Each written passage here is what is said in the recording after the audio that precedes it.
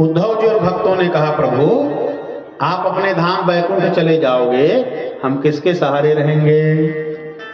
स्वकीयं यद भवेत् तेजस् तच्च भागवते दधात् तिरोधाय प्रविष्टोऽयं श्रीमद्भागवतार्णवम्। तब भगवान ने चिंतन किया, कहा मेरे जाने के बाद मेरे भक्त किसके सहारे रहेंगे? तो भगवान ने अपने तेज को एकत्रित करके भगवान भागवत समुद्र में प्रवेश कर गए। बोलो भागवत भगवान की जय हो। तिरोधाय प्रविष्टोयम, इस भागवत रूपी समुद्र में भगवान कृष्ण स्वयं प्रवेश कर गए, भागवत में समा गए।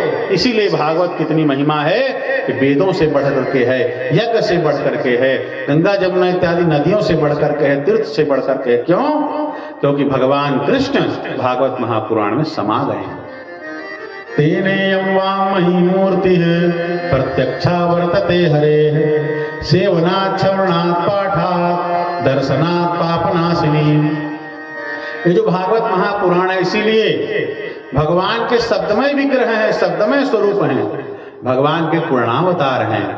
इसीलिए भागवत कहने से, भागवत सुनने से और भागवत का दर्शन करने से हमारे पाप जो हैं नष्ट हो जाते हैं। क्यों? क्योंकि भगवान इसमें समा गए हैं, ये साक्षात भगवान के स्वरूप हैं।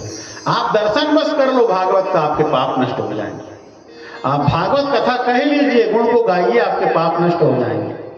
आप भागवत सुन लीजिए, आपके पाप नष्ट हो जाएंगे। किसी तरह से सेवा कर लो, दर्शन मात्र कर लो तो भी पाप नष्ट हो जाता है। क्यों? क्योंकि भगवान स्वयं भागवत पुराण में समा गए, अपने तेज के साथ भगवान इसी में रहते हैं। इसलिए भागवत जो है साक्षात भगवान के मंगलमय विग्रह हैं। बोलिए भागवत भगवान।